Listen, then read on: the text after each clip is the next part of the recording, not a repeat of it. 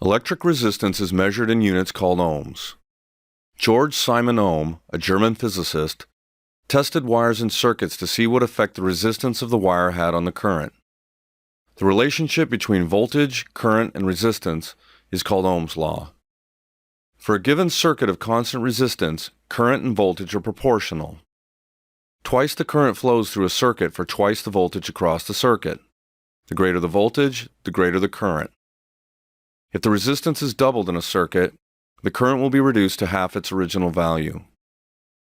A voltage difference of 1 volt applied across a circuit that has a resistance of 1 ohm will produce a current of 1 ampere.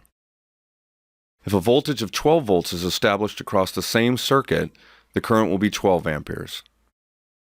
The resistance of a typical lamp cord is much less than 1 ohm, while a typical light bulb has a resistance of about 100 ohms.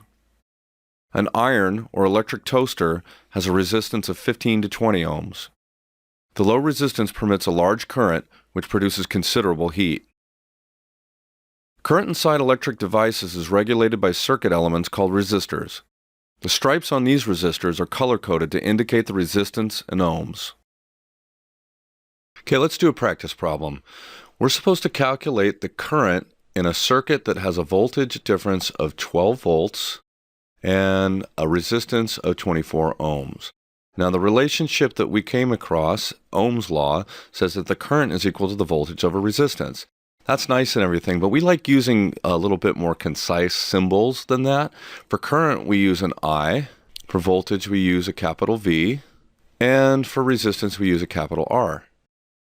So that's current equals voltage over resistance. So in this case, we're supposed to find the current. It's already solved for current, so let's put the numbers in. The voltage is 12 volts, and the resistance is 24 ohms. And if we do the math, we get 0.5 amperes. All right, let's do another problem. If you have a 9-volt battery and you want to establish a current of 0.25 amperes, what size resistor should you use? So this time we're solving for the resistance. My relationship is that the current equals the voltage over the resistance. This is the type of problem that my students seem to have the most trouble with when we're solving for a variable that's in the bottom of a fraction.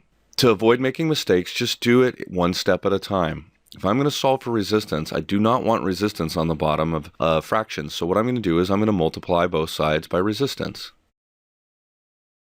In which case, this resistance and this resistance will cancel, and I have R times I equals voltage. Now I want this by itself. I want the resistance by itself, so I'm going to divide both sides by the current. And I'm finally going to wind up with resistance equals voltage over current. Now I can put the numbers in. My voltage is a 9-volt battery, and my current is 0.250 amperes. If I put that in my calculator, I come up with the number 36, and the unit for resistance is ohms. So, if I want to make 0.25 amperes in a circuit that has a 9-volt battery powering it, I need to put a 36 ohm resistor in it. Thanks again for joining me at All Things Physics.